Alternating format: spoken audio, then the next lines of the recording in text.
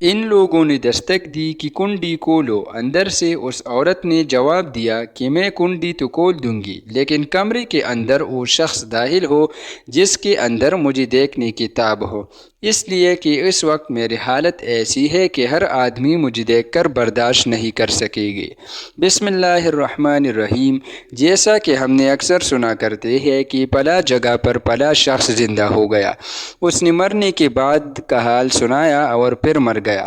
اسی قسم کا عذاب قبر سے متعلق ایک واقعہ گلگت میں پیش آیا، جس کے بارے میں بتاتی ہے کہ ایک شخص قبرستان کے پاس سے گزر رہا تھا کہ اس نے کسی قبر سے یہ آواز سنی کہ مجھے نکالو، میں زندہ ہوں۔ جب ایک دو مرتبہ اس نے آواز سنی تو اس نے یہ سمجھا کہ یہ میرا وہم ہے، لیکن جب مسلسل اس نے یہ آواز سنی تو اس کو یقین ہونے لگا۔ چنانچہ قریب میں ایک بستی تھی، وہ شخص اس میں آیا اور لوگوں کو اس آواز کے بارے میں بتا کر کہا کہ تم بھی چلو اور اس آواز کو سنو۔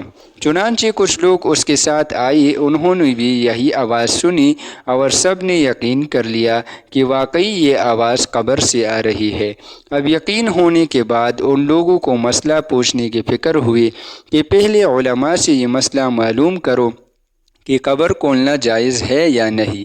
چنانچہ وہ لوگ محلے کے مسجد کے امام صاحب کے پاس گئے اور ان سے کہا کہ اس طرح قبر سے آواز آ رہی ہے اور میت یہ کہہ رہی ہے کہ مجھے قبر سے باہر نکالو، میں زندہ ہوں۔ اس پر امام صاحب نے فرمایا، اگر تمہیں اس کو زندہ ہونے کا یقین ہو گیا ہے تو قبر کو کھول لو اور اس کو باہر نکال لو۔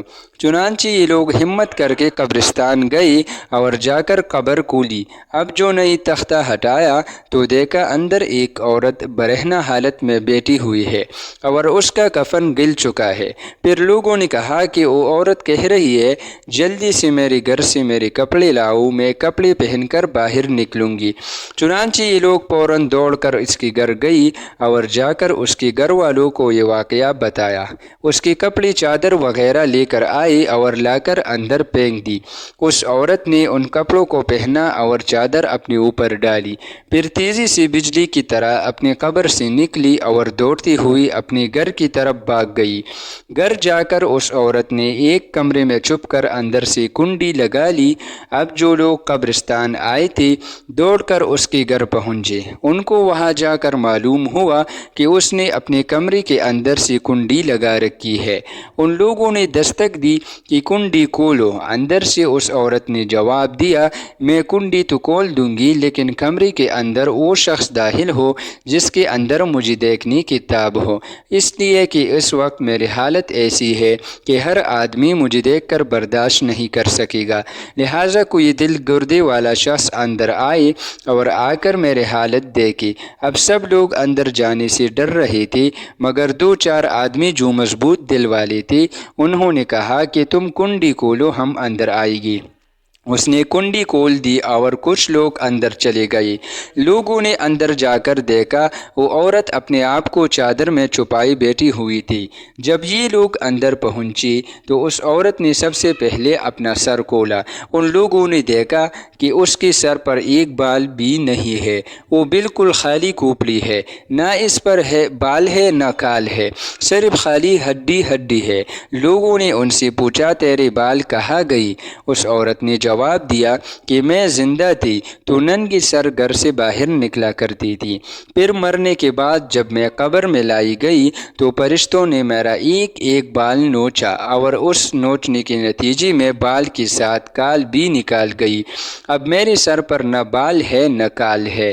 اس کے بعد اس عورت نے اپنا منہ سے کپڑا ہٹایا۔ جب لوگوں نے اس کا منہ دیکھا تو اتنا خوفناک ہو چکا تھا کہ سوائے دانتوں کے کچھ نظر نہیں آیا، نہ اوپر کا ہونٹ موجود تھا نہ نیچے کا ہونٹ موجود تھا، بلکہ 32 کے 32 دانت سامنے جڑی ہوئی نظر آ رہی تھی۔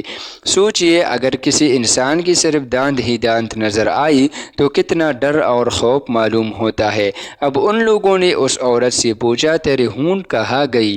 اس عورت نے جواب دیا، میں اپنے ہونٹوں پر لپسٹک لگا کر نامحرم مردوں کے سامنے جایا کرتی تھی، اس کی سزا میں میرے ہونٹ کاٹ لی گئی، اس لیے اب اب میرے چہرے پر ہونٹ نہیں ہے۔ پھر اس عورت نے اپنے ہاتھ اور پیروں کی انگلیاں کھولی۔ لوگوں نے دیکھا کہ اس کے ہاتھ اور پیروں کی انگلیوں میں ایک بھی ناخن نہیں تھا، تمام انگلیوں کے ناخن غائب تھے۔ اس سے پوچھا، تیری انگلیوں کی ناخن کہاں گئی؟ اس عورت نے جواب دیا، ناخن پالش لگانے کی وجہ سے میرا ایک ایک ناخن کھینچ لیا گیا، چونکہ میں یہ سارے کام کر کے گھر سے باہر نکل کرتی تھی۔